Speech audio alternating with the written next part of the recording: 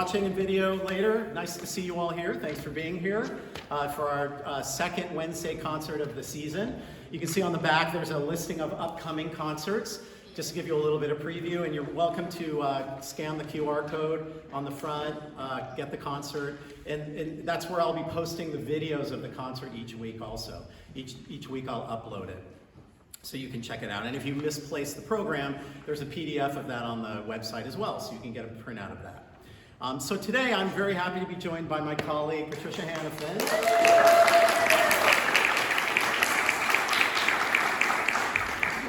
Dr. Patricia Hannafin. Thank you. You can read about us in the program, the bio. And we, for those of you that are not in the music appreciation class, we've been talking about dance music, opera music, and film music, and how those things contribute to telling of a story or telling of a character. So today we thought it'd be interesting to do a combination. We're going to perform a few songs for you together, and then Dr. Hannafin is going to play 3 pieces that she'll tell you a little bit more about, that are all minuets, which are a form of classical dance. But all the songs also have some relationship to dance. They're all in a triple meter of some kind. We just learned in class that triple meter, a 3/4 rhythm, is very common in classical dance. So even the songs that we're doing have triple meter, or they mention dance. You'll see 2 of them are and one's in French, one's in German, but the English translation is on the back.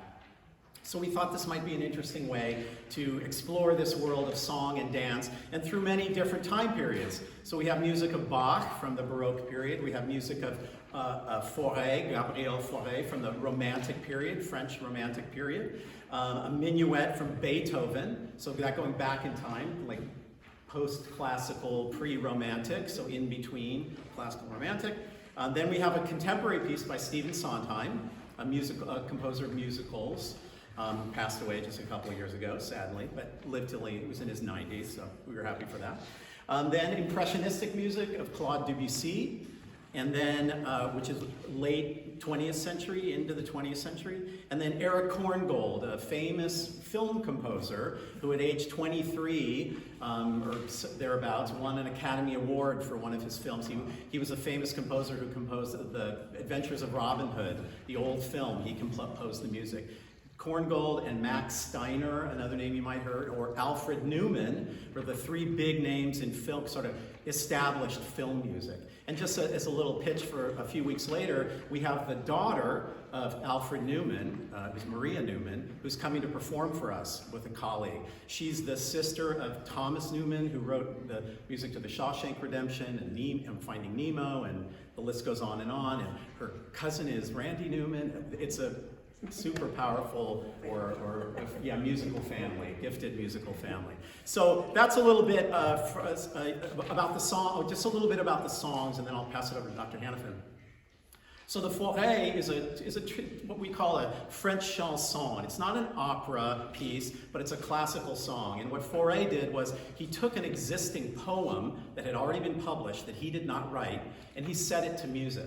So this has been a long-standing tradition in music history of composers taking poetry and then giving an extra interpretation to it with music, and he did this. And it's a piece about someone, it could be a man or a woman, it doesn't matter, who's having a dream, and in their dream they're dreaming of their lover and how wonderful it is, so wonderful they don't want to wake up.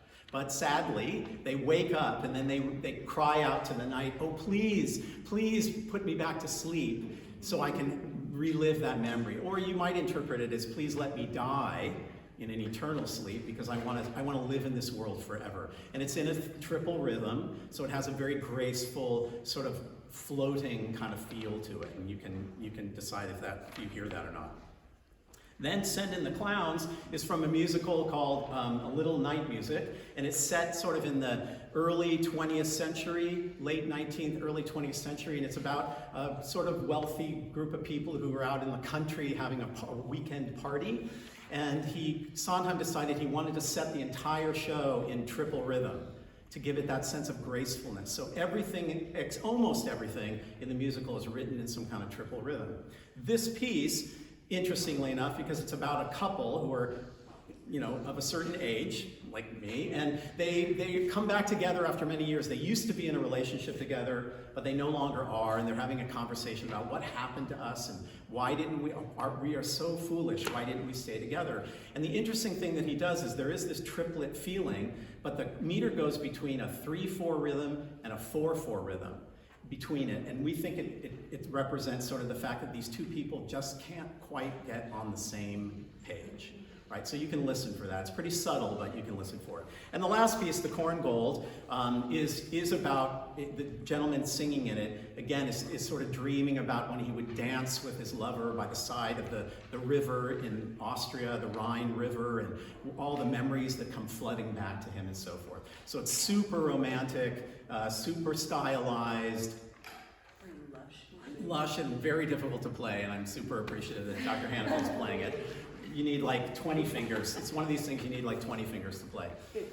Anyway, those are the songs. So I'll let Dr. Hannafin now say a little bit about the piano pieces. Okay, so the 3 piano pieces are, like you said, they're 3 minuets.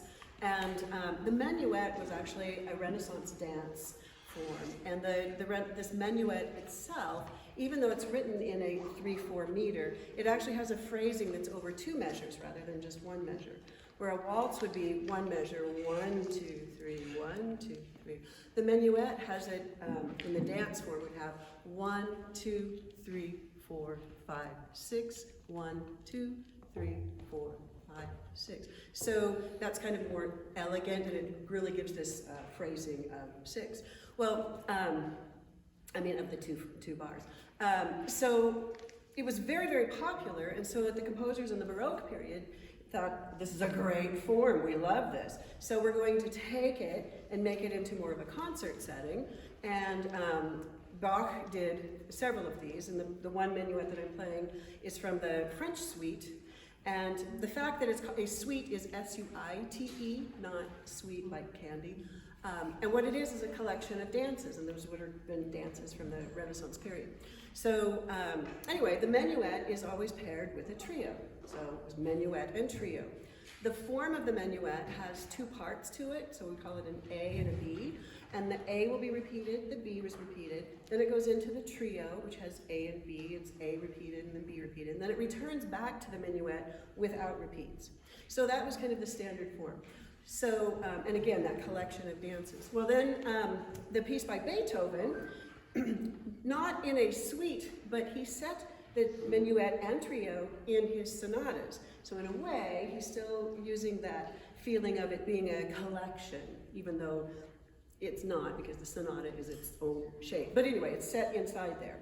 And he's true to form. He has the minuet, A section and B section, and the repeated, and then there's the trio. And the trio, in his case, is just going to go straight through, and then it will return back to the minuet. One thing I will say about the Baroque piece, you'll hear one of the styles of Baroque is called perpetual motion. And the piece just doesn't stop. It's just it just keeps going. So that's a Baroque style. And then you'll hear in the Beethoven, like, oh, this is definitely classical style. It's very balanced and ordered. And because it's Beethoven, it also there's some drama in the trio. Then the third one is Debussy, and he takes the minuet, throws out the trio, we don't want that. And his minuet is more about a variety of moods. So you'll hear all of these different mood changes, and definitely pedaling, and definitely something that just went out of my mind. Oh, the dynamics. There's all this dynamic contrast, which it builds the interest in the piece. So those are the 3. Okay, so we'll take just 1 or 2 minutes to sort of get set up, and then the concert will start. I'm going to see if a few more people want to come in the room. And I wanted to give a shout out. We've been trying to get this done for a long time, but for the first time ever, we're broadcasting this live on the Valley College radio station,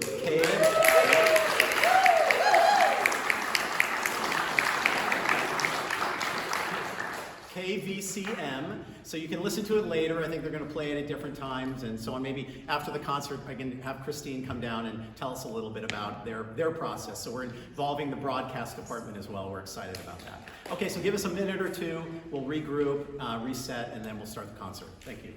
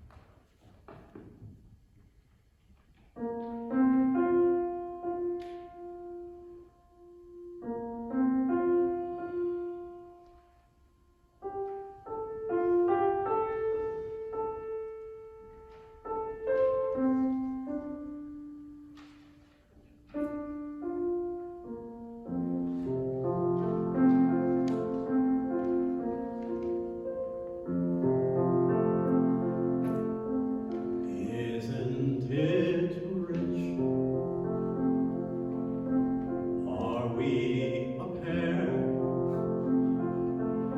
Me here at last on the ground, you in midair.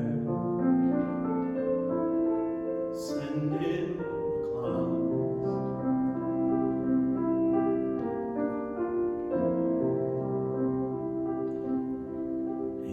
Isn't it bliss? Don't you approve? One who keeps staring around, one who can't move. Where are the clowns? Send in the clowns. Just when I'd stopped opening doors, finally knowing the one that I wanted was yours. Making my entrance again with my usual flair, sure of my lies, no one is there.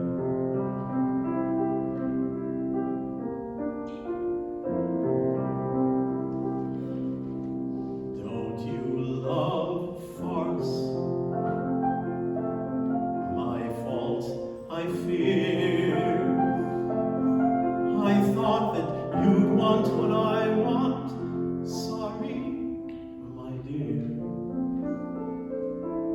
And where are the clowns? Quick, send in the clowns. Don't bother, they're here.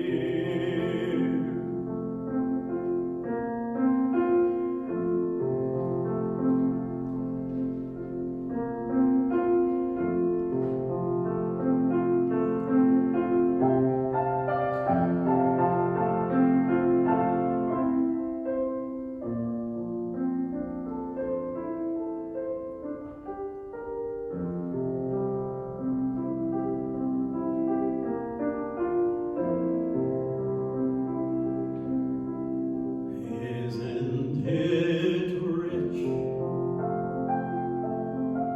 Isn't it queer?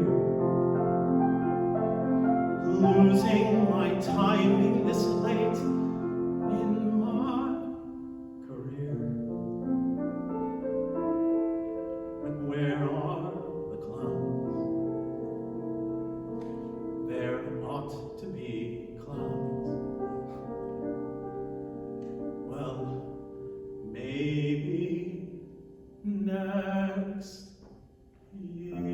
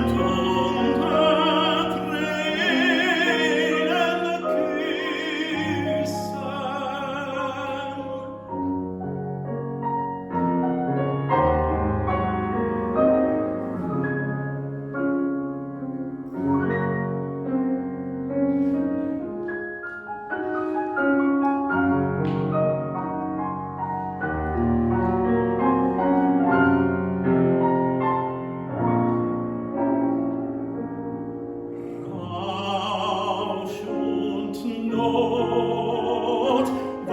warm to Glück. Ach, das ist gaukles Geschick.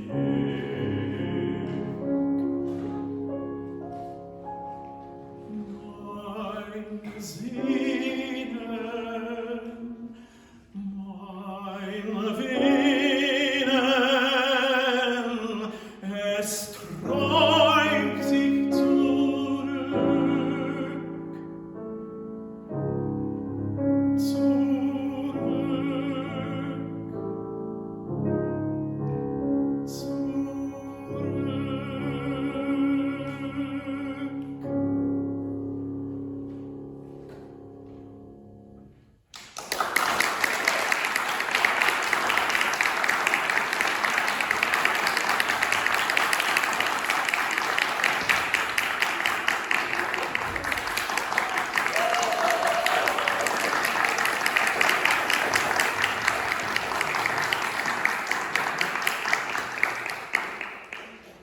Okay, so boy, this concert went faster than I thought.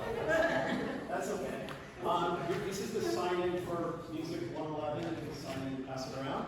So we have a few minutes if anyone has a question for Dr. Hampton or myself.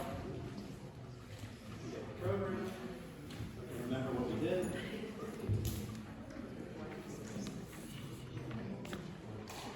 No questions? Okay. Yes.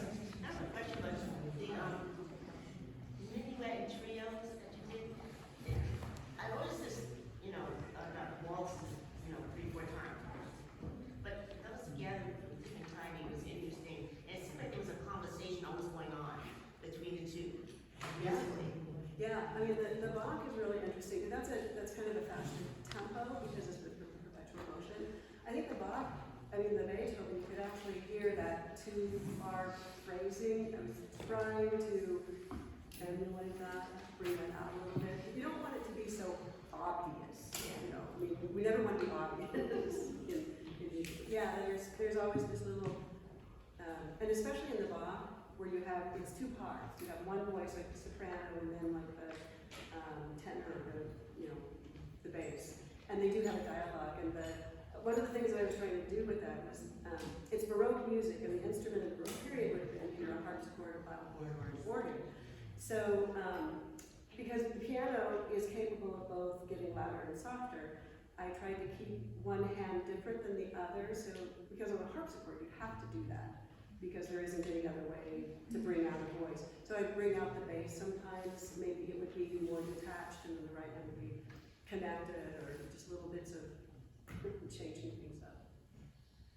And maybe, Dr. Wolfman, maybe you could speak a little bit too. So in these suites, these collections of pieces, there is a minuet, or there might be a waltz, but there's other kinds of dance forms that have slightly different rhythms. So there's... Well, there is the Allemand, which would be German, and then there's the Courant. There is a saraband. The saraband is more of a slower dance, and then there's the Anglaise, which would be English. These are French. The Minuet, the trio, and then the Gigue. They usually end with the Gigue, so the faster, upbeat piece. The Gigue is in 3/8, the Minuet is in 3/4, the saraband is in 3/4, the Anglaise is in 2/2. The Courant is in 6/4, which is like a 3/4 kind of. And the Allemand is in 4/4. So they're all in different. They're in different, relatively different keys, but different styles of dance. So you would, again, as we talked about in class today, in that time when this kind of courtly dance sort of came to be, in the King Louis XIV and so on, and everyone would know. Oh, the music would start playing. Oh, it's a gigue, or it's an allemand, or it's a courant. So we know what style of dance to do. They have a slightly different set of movement and dance and so on. And the people at the time who heard that music all the time would have known exactly where the emphasis would be and where the beat is and so on. It's, this summer I went to there was an organ convention that I went to in Portland, Oregon, and it was the theme was dance. And I went to one of the sessions that was presented by a woman who's a Baroque specialist in dancing, and she did these dances and the different steps that they would have, and we did them. I don't remember even. I'm good with glad that I can remember the minuet. You know, lift on it, down on 2 and down on 6. But yeah, they were all different steps, and they're very graceful and yeah, beautiful. So yes, question. Yeah, I was actually wondering if you could speak a little bit more to that. It sounded like some of them were, like, lended themselves easier to kind of a structured dance piece versus something like the Beethoven that felt a little bit more kind of all over the place. So if you could speak to the practicality of the dance, if it was more for listening or for dancing. In the classical period, everything's so balanced and ordered, and you have, you don't want, yes, there's dynamic contrast, and the trio on that is just like fiery and dramatic. But the minuet, and I wanted it to still feel stately. Like Beethoven, you know, is this transitional composer from the classical into the romantic, and it's almost like the minuet is like, okay, I'll write this in the more classical style, and it's like, yeah, I'm gonna have fun with the trio. So yeah, yeah. I don't know if that answers your question. Any other questions? Excellent. Well, thank you very much for being here. Please come back next week. Please share this with your friends. Oh, Christine, we'll give Christine a minute. Ask a quick question. Yeah. So when you're putting your program together, how do you come about? You each pick a song, you pick the songs together. How does that come about when you're performing with other people? Well, it can vary, but for this particular one, because Dr. Hanifin had been to this convention where there was a lot about dance music, or all about dance music, and I knew that this week in my music appreciation class we would be watching ballet and listening to dance music and talking about that, as well as listening to some opera and musicals. We thought, oh, well, that might be a nice pairing for this week. We'll do everything related to dance, but also related to operas and so on. So that's how this particular program came about. And Dr. Hanifin and I performed many, many, many times together over the years, and for various reasons we did a whole concert on it was all romanticism. So we did all different styles of music related to the idea of romanticism, which is much, much more than what we think of as romantic love. It has to do with the individuality, like the individuality of Beethoven, bringing in these ideas. It has to do with loneliness and longing and yearning and so on and so forth. So we did a concert on that. We've done other themed concerts before. Sometimes we put a concert together that just is what we're working on at the time. It's a hodgepodge, and let's just sing. So it kind of depends on, you know. And we've worked together a long time, and you know, we could read each other's minds. We're kind of in this, I think I want it to be dance. I'm like, dance. Oh, minuets, all these dances, and then it just kind of works like that. And, yeah, from my own side. Send and comment is absolutely.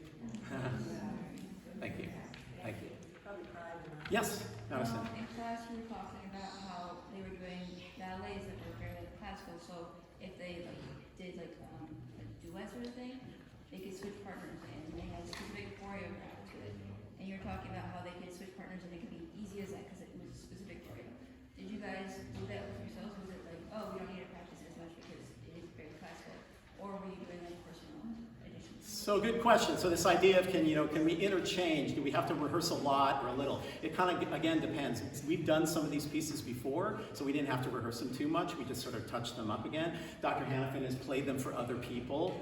I've performed them with other people. So in a similar way, classical musicians, because they learn from the score, they don't improvise, they learn from the score. I could pick up this music and go and work with a different accompanist, and who knew it also, and we could, with a minimum amount of rehearsal, kind of put it together and be happy with it. And so in the same way, the two dancers, a pas de deux, the female dancer could go dance with another dance company, and she already knew the moves. Well, the guy in that company knows the moves too, and then they could put it together without a lot of rehearsal. So again, it sort of depends on what the material is we're working on, how much time we need to rehearse. But yeah, we're pretty familiar with, and you just over time, you become familiar with a lot of different repertoire. That even if I haven't sung it in a while, let's say, I can pick it up again pretty quickly with a few rehearsals. And on top of that, I mean, even though we collaborate and we talk about, it's like, oh yeah, I was going to speak up here or whatever, but in the moment, whatever he decides to do, that's what I'm going to do. Because I'm not going to, that's not how we practiced it. Not going to do that. Because my job as a collaborator, I'm joining, I'm supporting, me and playing for him. So if he decides to get softer on something, I've got to really listen for that. So there's the talking beforehand, but there's also the communication right here in the moment, which is amazing. Yeah, and how you feel can change it too. I try my best not to surprise her and do something that we never rehearsed before. That's not good practice. But, you know, my voice might feel a certain way one day and not as good another day, and I need to change that a little bit. If I know in advance, I would probably tell her, I'm gonna drop the octave here, or I'm gonna do can you play a little bit louder here? I'm feeling a little insecure, or whatever it happens to be, so we can be flexible. But in general, we try and do what we've rehearsed. But she is absolutely my safety net, right? So when I make a mistake or jump ahead and get to the wrong verse, she jumps ahead with me, thankfully. Or maybe not. Yeah, if I give her chocolate, that's what'll happen. All right. Make sure you sign in, those in Music 111. Ray has the sign-in sheet. We'll put it on the piano over here.